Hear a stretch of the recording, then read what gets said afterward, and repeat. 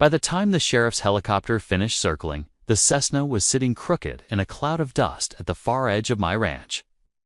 I had talked the pilot in, rushed over with a fire extinguisher, and helped the 2 injured people climb out. Everything was under control, except for Patricia Higgins. Patricia, the Crestview Estates HOA president, stood by the yellow tape, screaming at a firefighter that the plane was illegal and that I was running an airport. She demanded a deputy arrest me for operating an unlicensed airstrip. Next to me, a guy in a Navy windbreaker with an FAA flight standards patch watched her with bored patience. He leaned over and asked quietly if she'd been like this the whole time. I blinked and asked if he knew her. He smiled slowly. "Oh yeah," he replied. "The FAA has a whole folder on your HOA president. We've been watching her complaints for months. My name is Ethan Caldwell. I inherited Blackwood Ranch, 65 scrubby acres next to Crestview Estates. While the HOA sold stucco boxes and walking trails, I had my granddad's grass strip, legally registered with the state and logged with the FAA. That tiny detail made Patricia Higgins very, very mad. Under her rule, the HOA had a ban on aerial nuisances. When I flew, Patricia saw it as the end of civilization. She called the sheriff's office so often they started recognizing her voice. She filed complaints with the city, county, and FAA with subject lines like urgent, backyard airport, threatening families, and reporting low-flying death machines over Crestview Estates. She posted grainy videos online, claiming my gentle landings at 45 knots were endangering children. Then she escalated to hardware, flying a drone over my runway like a fat, angry mosquito. When I protested, she scoffed. "I don't own the sky. The community has a right to protect itself." One hot afternoon, the sky crackled with a voice saying, "Mayday, Mayday. Engine out, searching for a field." I grabbed the radio and called out that I had an open grass runway. Blackwood private strip.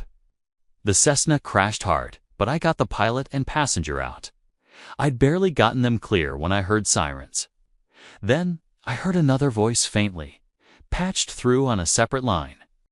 It was Patricia telling 911 that I was blocking emergency response, refusing to let anyone help, and that there were explosions. The dispatcher warned her that making false statements on an emergency line was a serious offense. Patricia replied that she was the HOA president. By the time the fire trucks arrived, Patricia was marching under the yellow tape, heels sinking into the dirt, announcing that this whole operation was illegal. A paramedic gently asked her to step back. She swatted his hand away. That's when Harrison, the FAA investigator, stepped in. He flashed his badge and told her she was contaminating an accident site. She asked if the FAA was finally here to shut me down. Harrison said, "Actually, we're here because a pilot had an emergency, and because someone had been filing, let's say, creative reports about air safety in this area." He asked her if there was any particular reason. She told 911 dispatch, "I was blocking emergency response when I was the one who called it in." Patricia stammered, falling back on her claim that I ran an unauthorized airport. Harrison held up my printed, registered strip information. He then informed her that filing knowingly false aviation reports, interfering with an accident investigation, and operating drones in a manner that endangers aircraft were all federal matters, that it was his jurisdiction, not hers. A ripple of laughter went through the gathered first responders. A deputy stepped in, saying Ms. Higgins ignored instructions to stay behind the tape and made physical contact with the paramedic, constituting interfering with emergency services. The pilot, stable but bandaged, insisted on talking to the sheriff. He said I saved their lives, that my field was ready, my procedures were textbook. The local news reporters who arrived instantly saw the story, the injured pilot praising the ranch owner, and the HOA president arguing with a federal investigator. 3 weeks later, Patricia received a certified letter from the FAA Enforcement Division. Harrison and the regional council had exposed her pattern of lies. The reports of passenger jets that were single-engine trainers, the drone flying near my pattern, the 911 call where she invented explosions.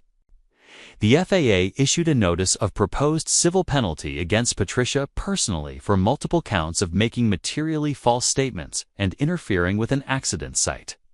The proposed fine was in the low 5 figures. They also referred part of the case to the U.S. Attorney's Office for potential obstruction charges. The HOA board realized Patricia's war on my runway had just cost the association more in legal defense than their annual budget. At a special meeting, a motion was made and a vote was taken. Patricia Higgins was removed as HOA president for cause. The vote wasn't even close. 23 votes to remove, 4 against. The gavel fell, and just like that, the woman who thought she controlled the sky couldn't even control a single HOA meeting anymore.